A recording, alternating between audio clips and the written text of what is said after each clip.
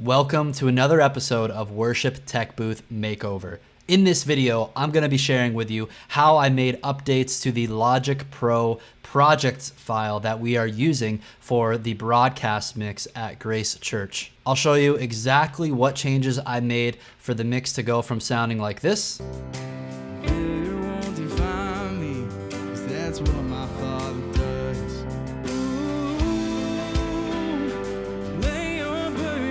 to now it sounds like this.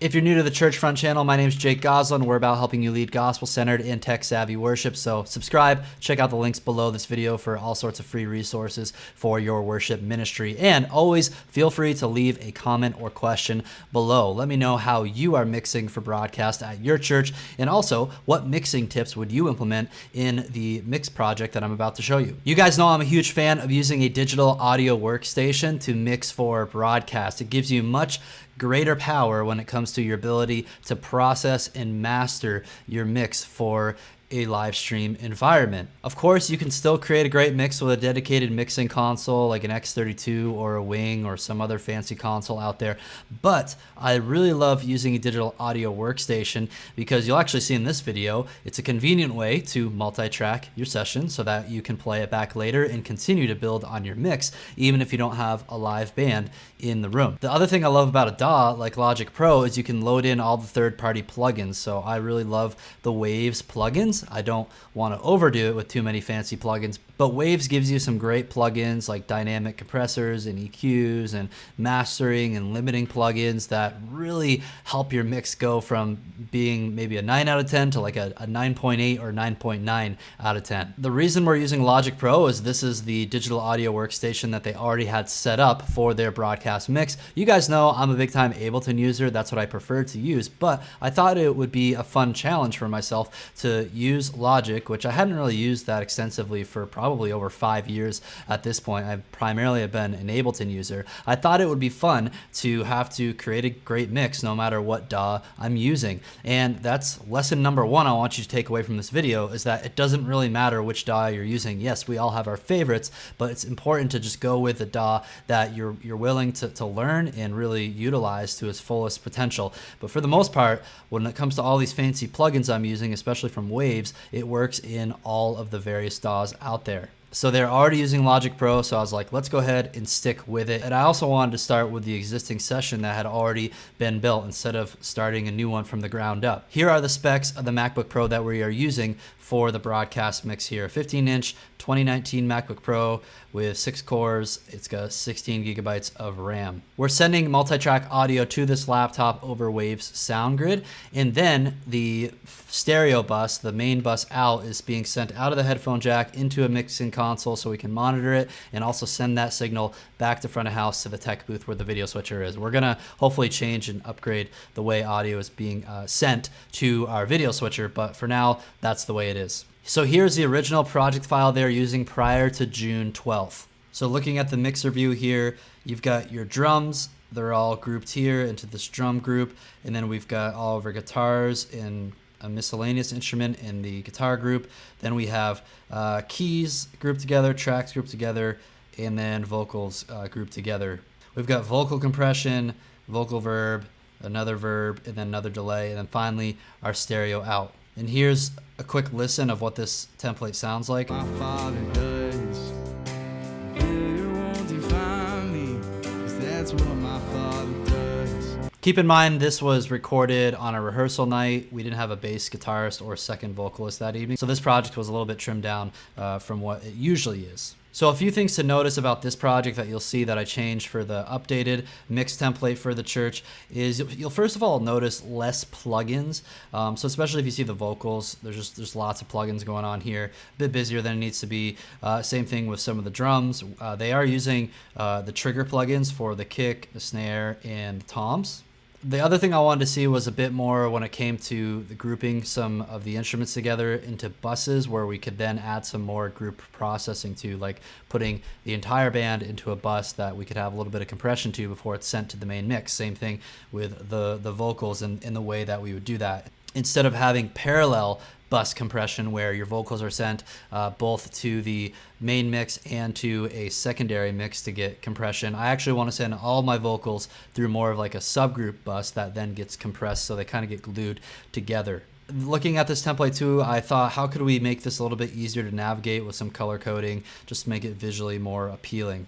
All right, so that's the old template. Now let's go ahead and open up the updated one. Here's a look at the updated mix template. You'll notice there's just less plugins going on. I kind of cleaned up the amount of plugins on the drums, on some of these instruments, especially our vocal channels as well. I'll walk you through that plugin chain. Then I use some color coding to just make it visually easier to see what's going on. In Logic, it's simple to change colors. Just right click on a channel, assign channel strip color, and then boom, you can pick a color for a channel strip. So I did my drum channels bright red, and then the drum group dark red, and then kind of the same pattern. Guitars and keys are blue and tracks, and then vocals are yellow. And then my buses also need to reflect that color scheme, so I'll actually go ahead and change that for this bus here. You might actually see me change things here while I'm making a video about it. So now I just want to walk you through kind of channel by channel, bus by bus, how I've set up the template. So let's go ahead and find a good spot to loop.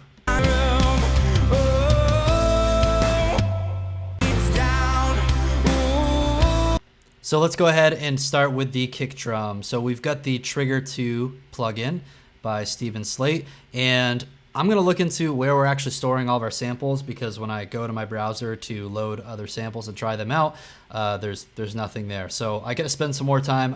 I'm pretty happy with the existing kick, snare, and tom samples that we currently have been using, but I would also like to explore some other options there. If you're not familiar with this plugin, what it's doing is it's listening for the actual kick drum from the microphone signal, and then it's replacing the sound of the kick drum with a professionally studio recorded kick that you can then go and kind of adjust, you know, the virtual mics that they use and the tone of those mics. It's pretty cool what this can do. So here's kind of before and after with the kick plugin. No plugin.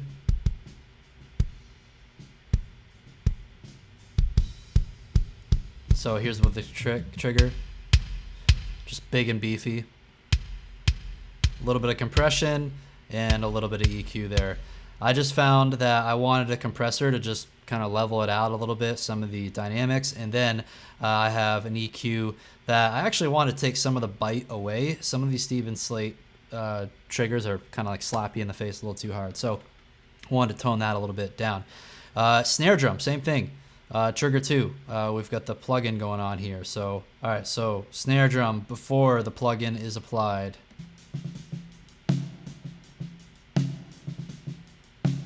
And then adding the plugin in.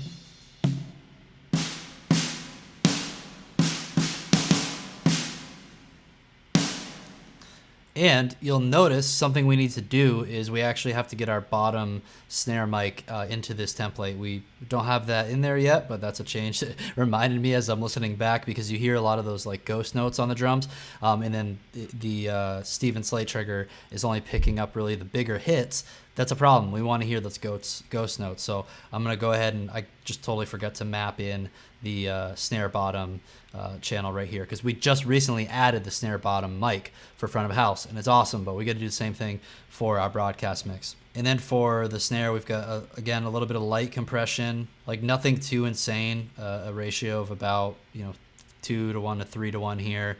And you'll see it's probably maybe 5 decibels of gain reduction, maybe. Yeah, that's about where I want it. And then I wanted to add a little bit of EQ to the snare to give it a little bit more like beefiness. I wanted to feel the snare a little bit more.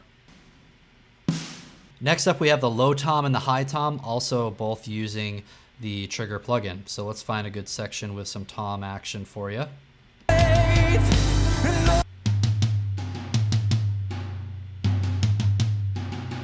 Of all the trigger sounds, these ones are my least favorite, and I want to find some better samples for that. But it gives you the idea of what's going on there. And then we've got some overheads, which nothing really fancy is happening there. We just got some, decent high pass filter applied to them to kind of take out all the low notes that we don't need. So both sides, and then we got them panned from left to right, and a little bit of compression as well.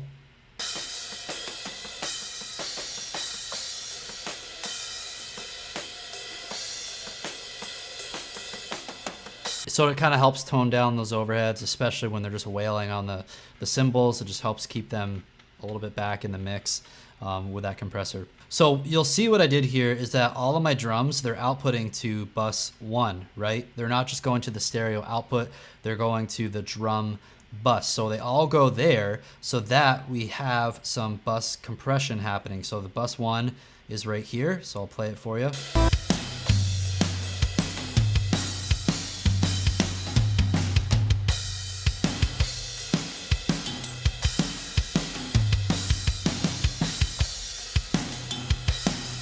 So here's my drum bus compressor. You'll notice it's not compressing a ton, just a little bit to help kind of like glue that drum mix together.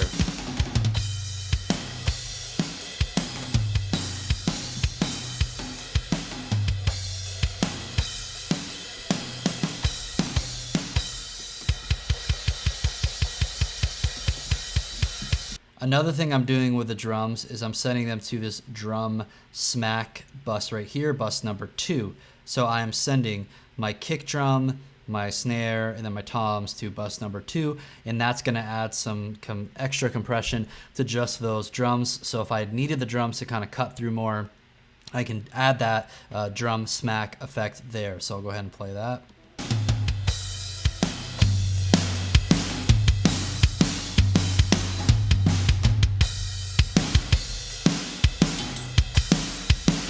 So here's that drum smack compression before and after, and here's the leveling amplifier to show you how much it's compressing. Adding it. So I don't think it needs to be super hot, but if we ever needed the drums to just kind of like cut through a little bit more, we can add that second bus in. And then we have a drum verb bus, mainly for the kick in the snare, mostly snare. I even like having a little bit of verb on the kick because sometimes it sounds weird if your snare sounds nice and wet, but your kick is like super dry. Just kind of gives it a little bit more space. So here's what that sounds like before and after with the drum verb. So here is no drum verb. Here's with drum verb.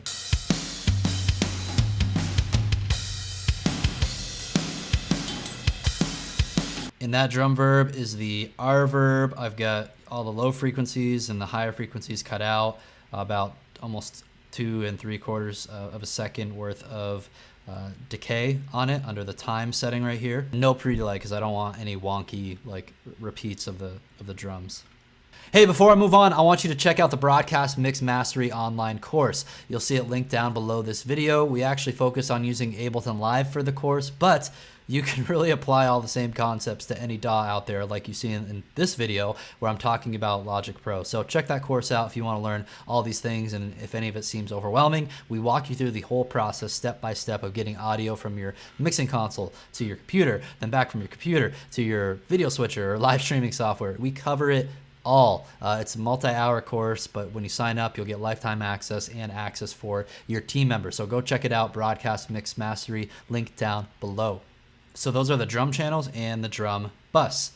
Moving on, let's head on over to all the blue channels, which are my guitars, keys, and tracks. And you'll see all these channels are being routed to bus number 10. So if we go to bus number 10 over here, bus 10 is my band bus. And this bus as a group, it's just gonna have some light compression on it. So let's go ahead and play that through.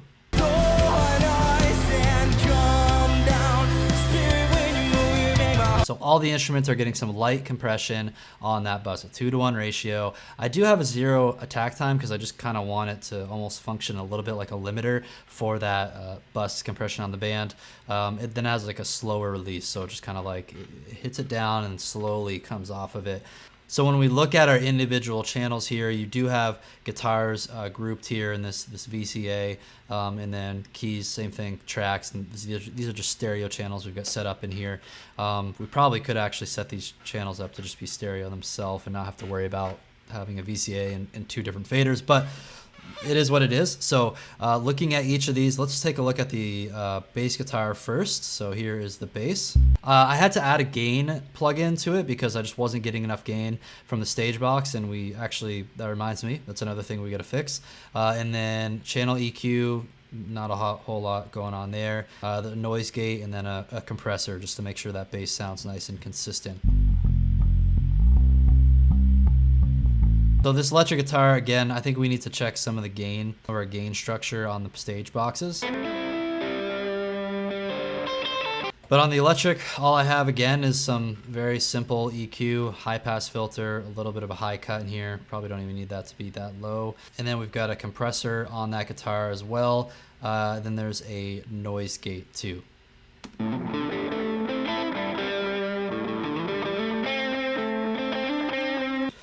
So pretty simple acoustic guitar. Let's take a look at that. This is a Taylor. I think it's like the 214 model.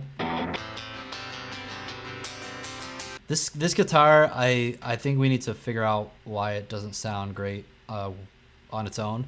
It's got a lot of like airiness, like tinginess up top here. I just like cut it all out because like it's just, if we don't need it, just get rid of the mix. I wish it was a nice, I get the full spectrum of frequencies from it, but it's just not really working too well. So I just bring it down so all you're hearing on this guitar are the mids, and I'm fine. With a mixed context, when you have a full band, I'm not really worried about all these high frequencies because you got other instruments carrying that. With the acoustic guitar, I just like to have just the mids in there, and that's fine. If it were on its own, then I'd be more concerned about just the overall tone of the guitar. Again, I think this is something that could be fixed with a nicer guitar, nicer pickups, nicer something. We're just not getting a good enough signal at the source. And then of course we get a CLA leveler here.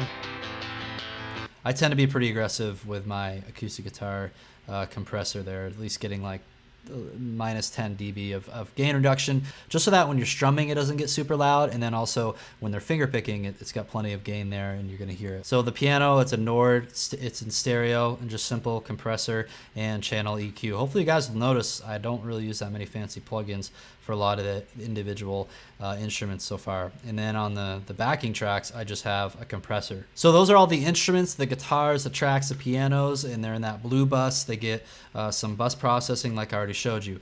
Next, let's move on to the vocals. This is where we have some more interesting things going on. Here's the vocal plugin chain. We've got the Waves Tune Real Time, and it is in chromatic mode, and I have the correction brought down to 80%, so it's not going crazy. The speed is also slow enough that if they mess up, it shouldn't be that obvious. But we've got Waves Tune. I think it sounds pretty good. And then we have the PSE Noise Gate. I like this primary source expander. It's a fancy Waves plugin, but it's basically a noise gate. It gets rid of the noise when he's not singing or talking. Then we have channel EQ. This is my EQ on the lead vocalist. Pretty much all the vocal mics, just taking out the boxy mids. I have a high pass filter down here, and then I've got 10K boost just to add some kind of nice airiness to it. Then we got our CLA 2A. It's my favorite compressor for vocals. It's just slamming those vocals down, makes them sound nice and delicious. And then we've got, this is my favorite Waves plugin, the F6, a dynamic EQ. So what's nice is I don't have to have all of my low mids cut out all the time. The EQ is dynamically cutting those out when it gets loud and when they get obnoxious. So just watch this guy in action here. When the Father's in the room, oh, failure's never final. When the Father's in the room, oh, lay your burdens down.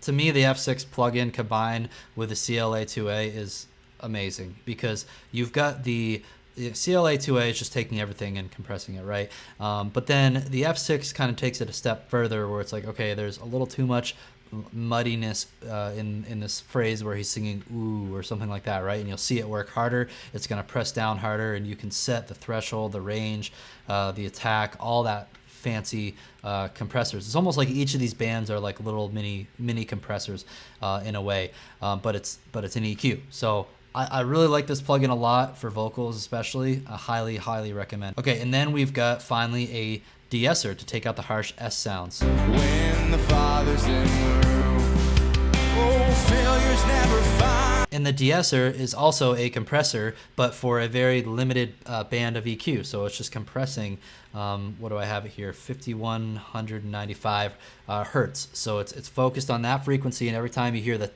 tch sounds, it's just like bringing them down very aggressively. And failure's never final. So the next thing I do with a vocal channel is I send it to bus 5. So if you go over here to bus 5, that's this guy right here, and then I have another CLA2A on there to add a little bit of bus compression for my vocal bus. And again, I like these results, but if you guys have a better idea of how to do this, please let me know down below in the comments. But here's the amount of compression we have there. Oh, failure's never final when the Father's in the room. There you go. I love how simple these compressors are because it's 2 knobs and someone dumb like me can handle that. So then you'll also notice I'm sending vocals to bus 6 and then bus 8. So bus 6, that is our reverb bus. So I've got the reverb effect here. And again, similar to how I have verb on the snare drum, I have almost the same settings, a little bit shorter time for decay. And then I do have some pre-delay. Usually, let's bump that up a little bit more too. So here's what the reverb sounds like.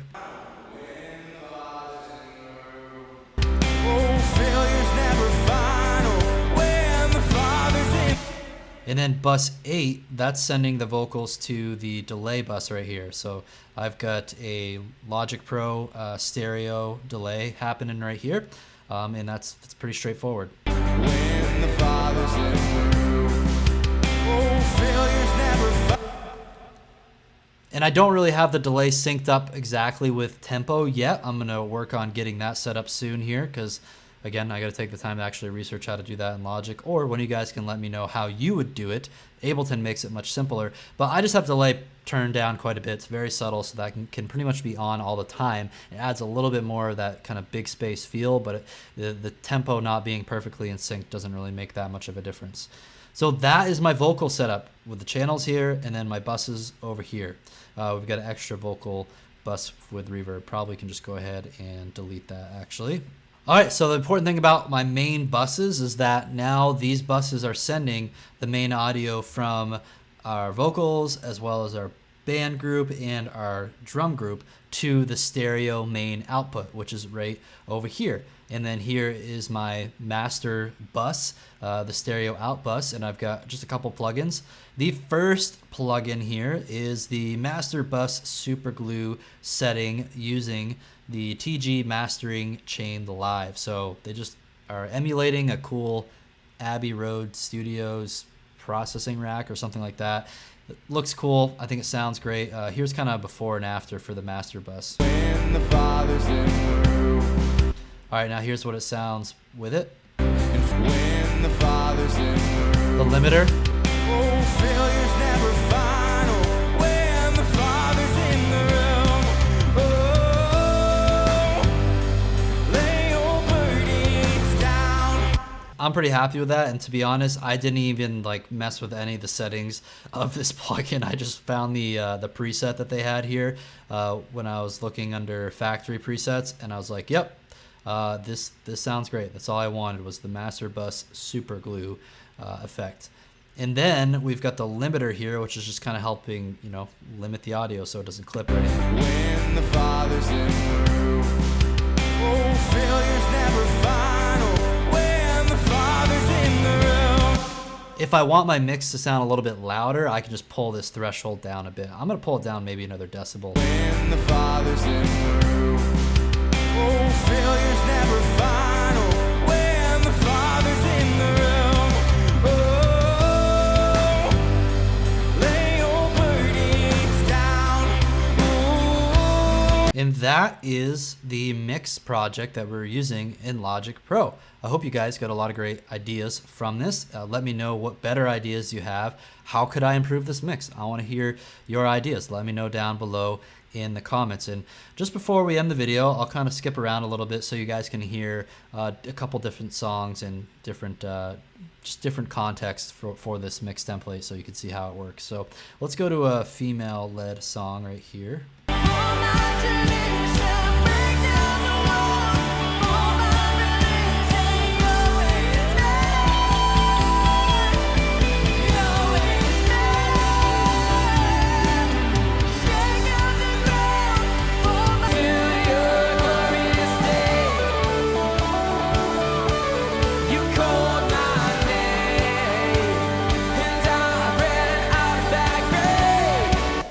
So it's interesting because these are all completely different musicians for the most part. Yeah, drummers different, worship leaders are different keyboardists, different guitarists.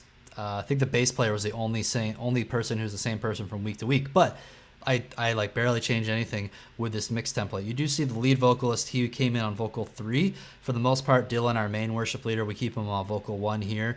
So we're not having to really tweak his channels very much. And this other main worship leader we have here, Asa, we have his on 3. But for the most part, the plug-in chains are identical for both of them. So on a given Sunday, what I'm really looking at is how is this individual vocalist hitting his compressors or her compressors to make sure the peak reduction and gain looks right, sounds right. And that's about it. Maybe I'll take a look at the F6 to tweak that a little bit depending on the voice. But a lot of these plugins, they really just don't have to change that much from Sunday to Sunday. Asa's voice, man, he's incredible. He's like a Phil Whitcomb alto. Love it. Praise the one who set me free. Hallelujah. Another thing I want to implement with this setup is having crowd mics so we can get the congregation, because they are singing a ton. You don't really hear it here, and it's sad because it would add so much more life to this mix. So we're gonna get a lift soon. We're gonna adjust some lights, and I'm hoping to be able to hang some nice condenser microphones, like the really small little capsules, so you won't be able to see them. At least get stereo set up over the congregation so that we can hear them singing. That's going to add a ton of life to the mix, and that's going to be easy to add in here to the broadcast template. That's all I have for you guys today in this video. I hope you found it helpful. That's all I have for you guys today in this episode of Worship Tech Booth Makeover. Leave a like if you found it helpful. Check out our resources down below. If you would like our team to actually have a closer look at your worship ministry and come alongside you to optimize these things when it comes to your worship tech and any other systems for your worship ministry, then schedule a free strategy session. Link down below today. Go to worshipministryschool.com/apply, fill out the form, book a time on our calendar, and we look forward to chatting soon. Thanks for watching. I'll see you next time.